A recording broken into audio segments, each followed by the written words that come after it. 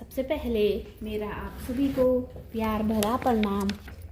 मैं मधु जोशी स्वागत करती हूँ आपका अपने YouTube चैनल मधु गढ़वाली 121 पे। तो दोस्तों, आज की वीडियो में मैं आपको बुद्धि और भाग्य की कहानी सुनाऊंगी। आप भी मेरे साथ बुद्धि और भाग्य की कहानी का श्रवण कीजिए। कहानी ध्यानपूर्वक और पूरी जरूर सुनिएगा। बुद्धि और भाग्य की कहानी। एक बार बुद्धि और भाग्य में झगड़ा हुआ। बुद्धि कहती थी कि मैं बड़ी और भाग्य कहता था कि मैं बड़ा। बुद्धि ने भाग्य से कहा, यदि तू बड़ा है तो यह गडरिया जो वन में भेड़े चरा रहा है, इसे बिना मेरी सहायता के बादशाह बना दे तो मैं मान लूँगी कि तू बड़ा है। यह सुनकर भाग्य ने उसको बादशाह बनाने का प्रयत्न प्रारंभ किया। भाग्य ने एक बहुमूल्य खड़ाऊ का जोड़ा, जिसमें लाखों रुपयों के जवाहिरात जड़े हुए थे, लाकर गडरिया के आगे रख दिया। गडरिया उसको पहनकर फिरने लगा। फिर भाग्य ने एक सौदागर को वहां पहुंचा दिया। सौदागर उन खड़ाऊओं को देखकर चकित हो गया और गडरिया से बोला, तुम ही यह खड़ाऊ का जोड़ा बेचोगे? गडरिया ने कहा, ले लो। सौदागर ने कहा, क्या दाम लोगे? गडरिया ने कहा, दाम क्या बताऊं, मुझे रोज रोटी खाने के लिए गांव जाना पड़ता है।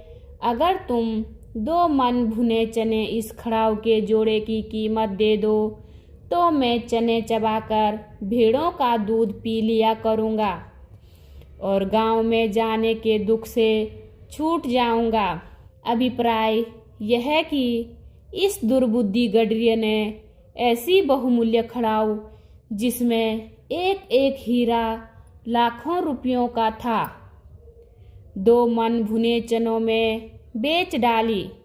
यह देखकर भाग्य ने और बल दिया। उस सौदागर को एक बादशाह के दरबार में पहुंचा दिया। जिस समय वहां सौदागर ने खड़ाऊ बादशाह के आगे रखी, बादशाह देखकर चकित हो गया और उसने सौदागर से पूछा, तुमने यह खड़ाऊ का जोड़ा कहाँ से लिया?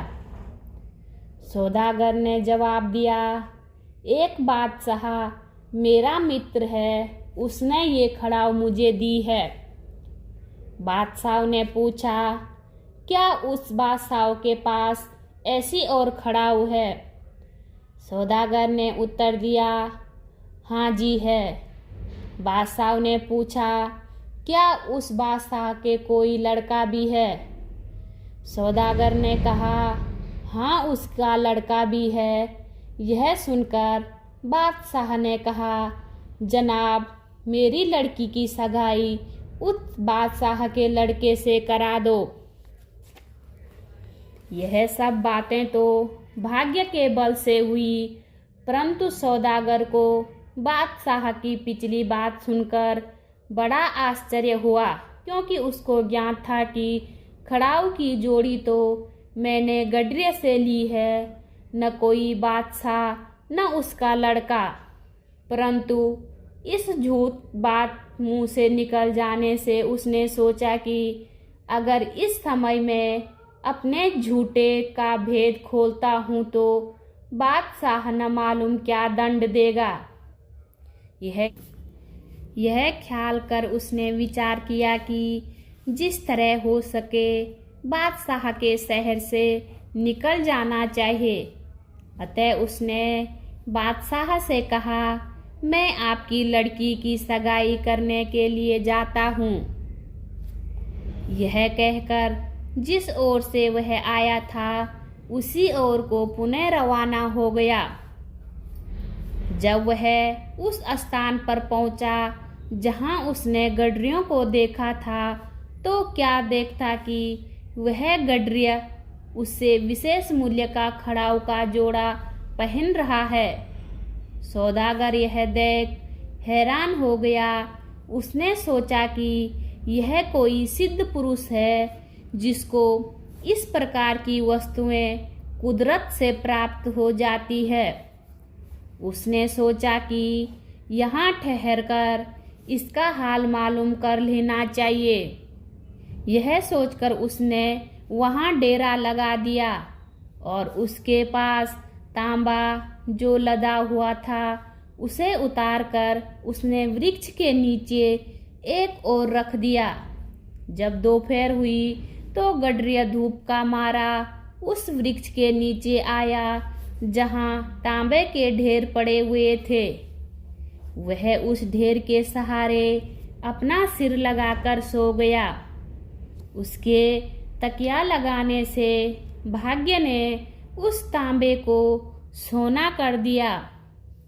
जब सौदागर ने यह देखा तब उसे ख्याल आया कि जिस मनुष्य के सिर लगाने से तांबा सोना हो जाता है उसको बादशाह बनाना कौन बड़ी बात है।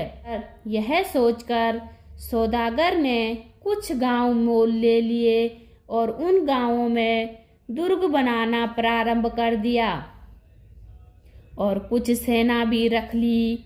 जब सब सामान तैयार हो गया तब उस गडरिया को पकड़कर दुर्ग में ले गया और उसे अच्छे बादशाही कपड़े पहना दिए। मंत्री सेवक आदि सभी रख दिए।